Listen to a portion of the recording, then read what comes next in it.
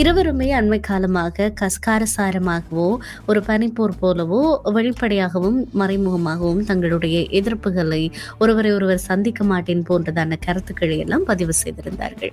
அதுபோக இம்முறை மாகாணி அவர்கள் வெளிப்படையாகவே சொல்லியிருக்கிறார், இந்த ஃபிஃபாவிலே தான் ட்ரம்பை சந்திக்க போவதாக. ஆக இடைக்காலத்தில் என்ன நடந்தது, இனிமேல் நடக்க போகிற இந்த சந்திப்பில் எதுவெல்லாம் விவாதிக்கப்படவிருக்கிறது என்பது ஒரு கேள்வியாக இருக்கிறது. மாக்காணி அவர்கள் ஒரு ஊடகவியலாளர் சந்திப்பின் பொழுது தாம் தவறுதலாக வார்த்தை பிரயோகத்தை மேற்கொண்டு விட்டதாக ஒத்துக்கொண்ட ஒரு விடயம் என்னவென்று சொன்னால், டொனால்ட் ட்ரம்ப் பற்றிய ஒரு கேள்விக்கு இந்த ஹூ கேர்ஸ் என்ற ரீதியில் அதை பற்றி அக்கறையற்றவரால் அக்கறை இல்லாமல் இருக்கின்றோம் என்ற ரீதியில் சொல்லியிருந்தாலும், பிறகு அவர் அதனை தனக்கு சரியான வார்த்தைகளை தான் தேர்ந்தெடுக்காமல் அதனை சொல்லிவிட்டதாக கூறியிருந்தார். எனவே அதன் பின்னரான முதலாவது சந்திப்பாக இது இடம்பெறப் போகின்றது. இருந்தும் இந்த மெக்சிகோ, அமெரிக்கா, கனடாவிற்கு இடையிலான குஸ்மா என்கின்ற அதாவது வர்த்தக உடன்பாட்டு விவகாரங்களில் இருந்து அமெரிக்கா முற்றுமுழுதாகவே விலகப் போவதான ஒரு மிரட்டலை விடுகின்றது. இது ஒரு பேச்சுவார்த்தைக்கான அவர்களுடைய தந்திரம். முதலில் விளையாட்டாக அவர் 51வது மாகாணமாக ஆக்கப் போகின்றார் என்கின்ற கருத்தியலை நினைத்த பொழுது அப்பொழுதைய முன்னாள் பிரதமர் ஜஸ்டின் ட்ரூடோ கூறியிருந்தார், இல்லை அவரது நினைப்பின் பிரகாரம் அது ஒரு சாத்தியமான விடயம் போலத்தான் அவரது கொள்கைகளை வைத்து அவர் நினைக்கின்றார் என்று.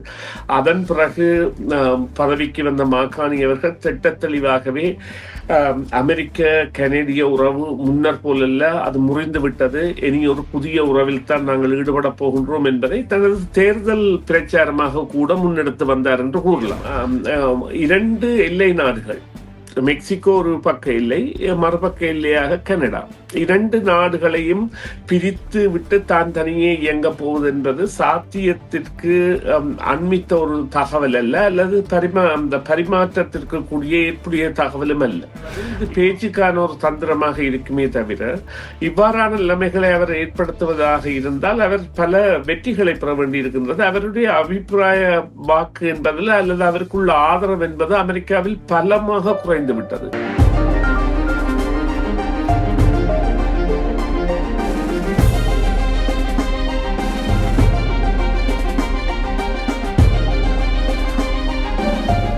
FM 101.3 அலைவரிசையில் CMR தமிழ் FM கேட்டுக்கொண்டிருக்கிறீர்கள். நேரம் 10:31 இருக்கிறது. இது வழக்கமாகவே சமூக அரசியல் பரப்பில் நிகழும் மிக முக்கியமான விடயங்களை நாங்கள் பேசுவதற்கான நேரமாக இருக்கிறது. அந்த வகையில் எதிர்வருகிற இந்த ஃபிஃபா உலகக்கோப்பை தொடரின் போது அமெரிக்க ஜனாதிபதி டொனால்ட் ட்ரம்ப் மாக்காணியும் சந்தித்துக் கொள்ளவிருப்பதாக தகவல்கள் வெளியாகி இருக்கிறது. ஆக இருவருமே அண்மை காலமாக கஸ்காரசாரமாகவோ, ஒரு பனிப்போர் போலவோ வெளிப்படையாகவும், மறைமுகமாகவும் தங்களுடைய எதிர்ப்புகளை ஒருவரை ஒருவர் சந்திக்க மாட்டேன் போன்றதான கருத்துக்களை எல்லாம் பதிவு செய்திருந்தார்கள். அதுபோக இம்முறை மாகாணி அவர்கள் வெளிப்படையாகவே சொல்லியிருக்கிறார், இந்த ஃபிஃபாவிலே தான் ட்ரம்பை சந்திக்க போவதாக. ஆக இடைக்காலத்தில் என்ன நடந்தது, இனிமேல் நடக்க போகிற இந்த சந்திப்பில் எதுவெல்லாம் விவாதிக்கப்படவிருக்கிறது என்பது ஒரு கேள்வியாக இருக்கிறது. இன்னொரு பக்கம் டொனால்ட் ட்ரம்ப் பக்கத்துல இருந்து வந்திருக்கக்கூடிய செய்திகள் சொல்லி இருக்கிறதாவது, இந்த காலப்பகுதியிலையும் இந்த கஸ்மா எனப்படுகிற இந்த உலக ஒப்பந்தம் தொடர்பான, பொருளாதார ஒப்பந்தம் தொடர்பான விடயங்களும் பேசப்படுகிற காலப்பகுதி இது. ஆக கனடா மற்றும் மெக்சிகோவுடன் உடனான தனியான ஒப்பந்தம் இன்னுமே தனியாக விவாதிக்கப்படவிருக்கிறது என்பதெல்லாம் பேசியிருக்கிறார்கள். ஆக இது குறித்து நாங்கள் தொடர்ந்து பேச போகிறோம். சுரேஷ் தர்மாவை இணைத்துக் கொள்ளலாம். வணக்கம் தர்மா. வணக்கம் பிரியா. வணக்கம் நேயர்களே. மற்றொரு உரையாடலில் உங்களை சந்திப்பதில் மகிழ்ச்சி தர்மா. நான் ஏற்கனவே சொன்னது போல இந்த ட்ரம்ப் மற்றும் மார்கானியினுடைய ஃபிஃபா சந்திப்பானது எப்படி அமைய போகிறது, அதுல என்னவெல்லாம் விவாதிக்கப்படவிருக்கிறது என்று நினைக்கிறீர்கள்?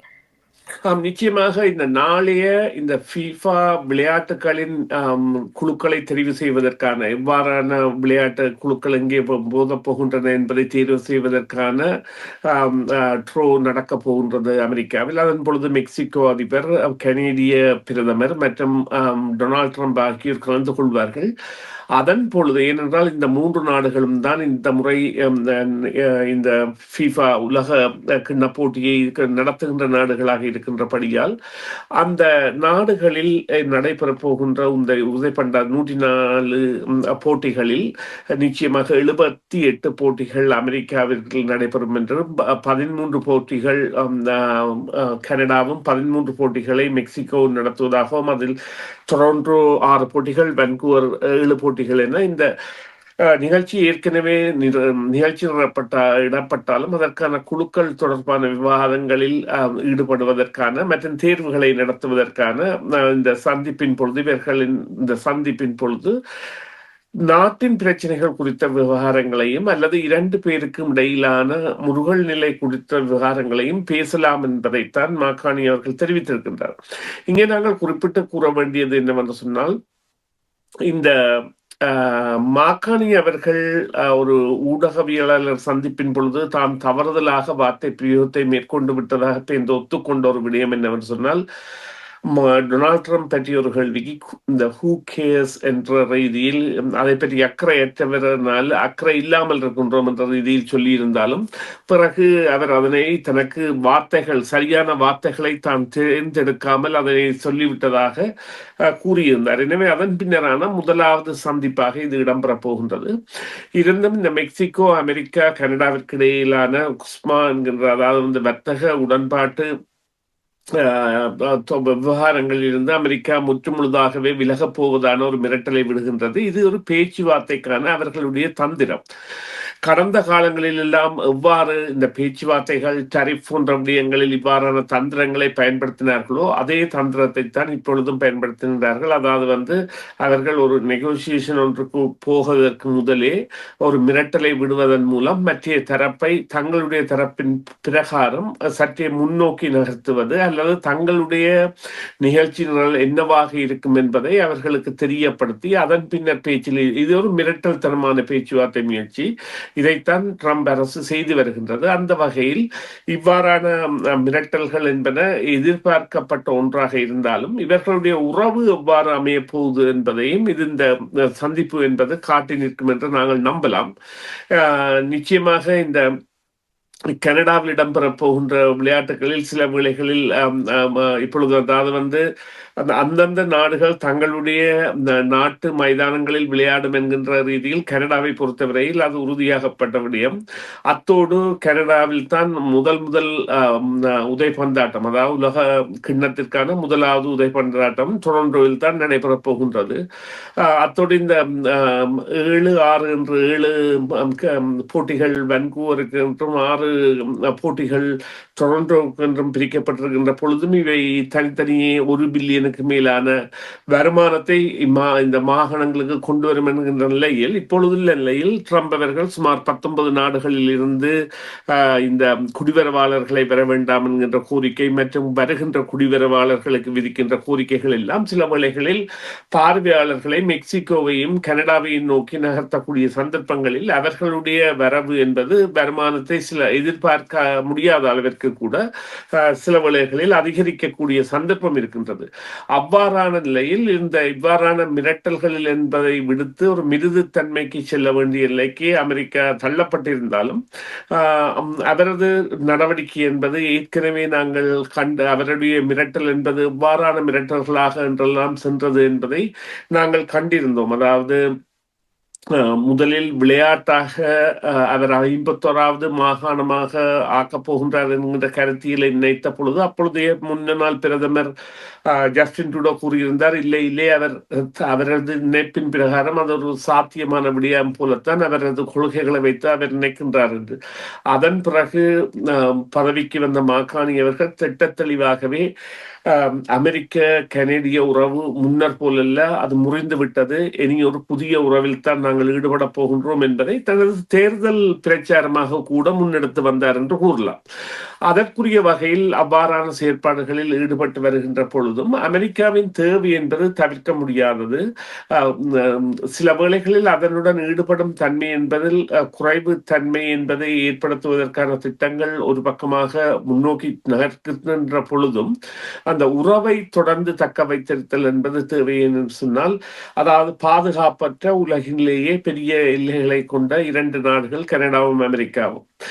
எவ்வாறு காணியவர்கள் கூறினார்களோ, இந்த இரண்டு நாடுகளின் அதாவது வந்து பாதுகாப்பு விடயங்களில் ஒத்து செயற்படுதல் போன்றவற்றை எல்லாம் செய்ய வேண்டும் என்று, அதே போல இப்பொழுது கூட ஒரு கனடாவிற்கு இந்த விமான எதிர்ப்பு அல்லது வான எதிர்ப்பு இந்த வியாபாரங்களை செய்வதற்கான ஒரு ஒப்பந்தத்தை கூட அமெரிக்கா செய்திருக்கின்றது. இது டேரிஃபுக்கு வராமல் கூட நடந்திருக்கின்றது. அதே போல அமெரிக்காவின் இந்த குடிவரவு விடயங்களை கையாளுகின்ற ஐஸ் என்கின்ற அமைப்பு கனடாவில் இருந்துதான் வாகனங்களை பெறுகின்றது. அதற்குரிய அந்த பாதுகாப்பு வாகனங்கள் உற்பத்தி செய்யும் ஒரு நிறுவனத்திடமிருந்து அது எல்லாம் தாங்கள் கடப்பாடுகளை பரிசீலித்து வாங்க கூறினாலும் அந்த உறவுகள் என்பது தொடர்ந்து கொண்டிருக்கின்றன. ஆனால் அந்த மேலோட்டமாக பாரிய விழுக்காட்டை ஏற்படுத்தக்கூடிய நிலைமைகளில் இருந்து கனடா மீளவில்லை. அதை மீள்வதற்கு இப்பொழுது பார்த்தீங்கன்னா அல்கோமா என்கின்ற அந்த இரும்பு தொழிற்சாலை, அதாவது அந்த அயன்வர்க்ஸ், அந்த அவர்கள் 1000 பேரை 2700 தொழிலாளர்களை கொண்டவர்கள் 1000 தொழிலாளர்களை நிறுத்துவதாக கூறுகின்ற பொழுது அதனுடைய சங்கிலி தொடர் வீழ்ச்சி என்பது பல இடங்களிலும் இருக்கும். அதாவது போக்குவரத்து, இவ்வளவு காலம் அவர்களுக்கு போக்குவரத்து செய்த பார ஊர்திகளாக இருக்கட்டும், அல்லது கொள்முதல் படுத்தி வைத்திருக்கின்ற வயர் ஹவுஸாக இருக்கட்டும், அல்லது கப்பல் தளங்களுக்கோ அல்லது விமான நிலையங்களுக்கோ கொண்டு செல்கின்ற பொழுது அவை பராமரிக்கப்படுகின்ற இடங்கள் பிரம்டன் போன்ற இடங்களாக இருக்கட்டும், அவையெல்லாம் அல்லது மற்றும் சிஎன் ரயில் புகையிரத தொடர் சேவைகளாக இருக்கட்டும், பல பாதிப்புகளை சந்தித்து வருகின்றன. இருந்த பொழுதிலும் பொறுத்திருந்து பார்க்க வேண்டிய நிலையில் தான் நாங்கள் இருக்கின்றோம். ஏனென்றால் அவ்வாறான ஒரு காலத்தை தான் ட்ரம்ப் அவர்கள் எங்களுக்கு முன்னால் தந்திருக்கின்றார். நிச்சயமாக பொறுத்திருந்துதான் பார்க்க வேண்டும். ஆனால் இந்த மெக்சிகோ மற்றும் கனடாவை தனி அதில் இருந்து பிரித்து, கஸ்மாவில் இருந்து பிரித்து அதோடு பேசுகிறதான ஒரு எண்ணப்பாடும் ட்ரம்புக்கு இருக்கிறதாக சொல்லியிருந்தார்கள். இதை மற்ற நாடுகள் எப்படி பார்க்க போகிறது? இது எந்த அளவுக்கு மற்ற நாடுகளுக்கு ஏற்புடையதாக இருக்கும் என்று நினைக்கிறீர்கள்? இது சற்றே கடினமான விடயம். 2 எல்லை நாடுகள், மெக்சிகோ ஒரு பக்க எல்லை, மறுபக்க எல்லையாக கனடா.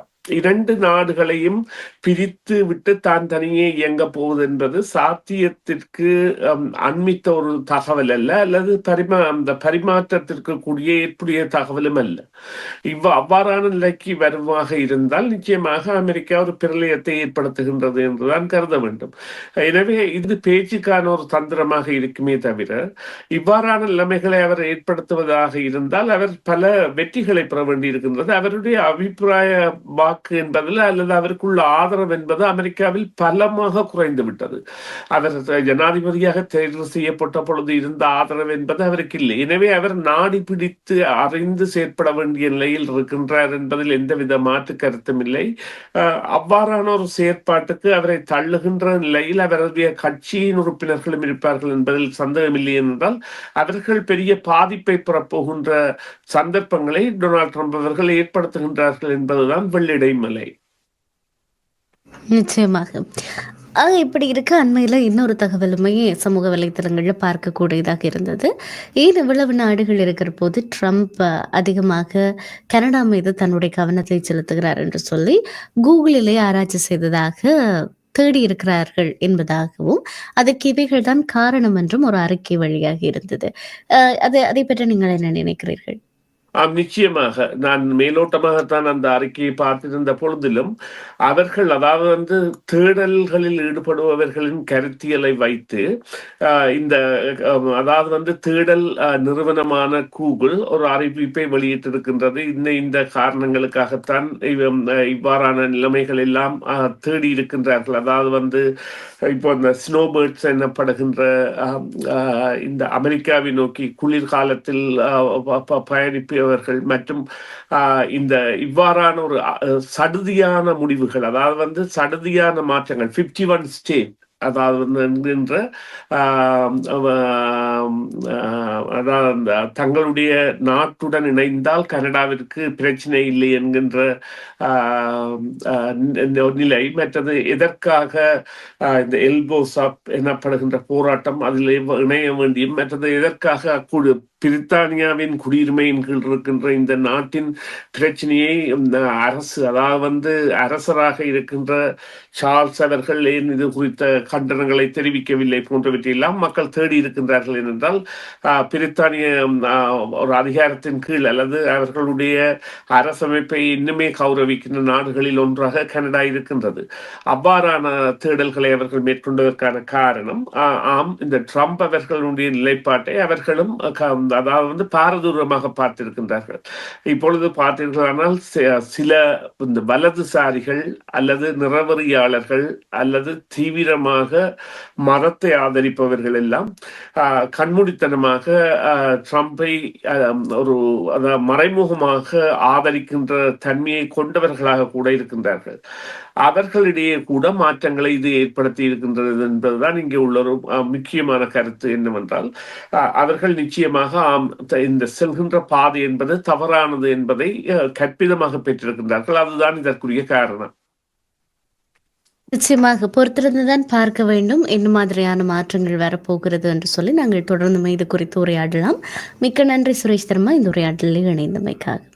நன்றி பிரியா, நன்றி நேயர்களே. மீண்டும் ஒரு பொழுதில் சந்திப்போம். டிவிஐ யூடியூப் சேனலில் இணைந்திருக்கும் நேயர்கள் அனைவருக்கும் எமது நன்றி. எமது காணொளி தொகுப்புகளை தொடர்ந்து நீங்கள் பார்வையிடுவதற்கு கீழிருக்கின்ற பெல் பட்டனை அழுத்துவதன் ஊடாக நோட்டிபிகேஷனில் பல காணொளி தொகுப்புகள் உடனுக்குடன் உங்களை வந்து சேரும். அருகில் இருக்கின்ற முக்கிய காணொளி தொகுப்புகளையும் பார்வையிட தவறாதீர்கள்.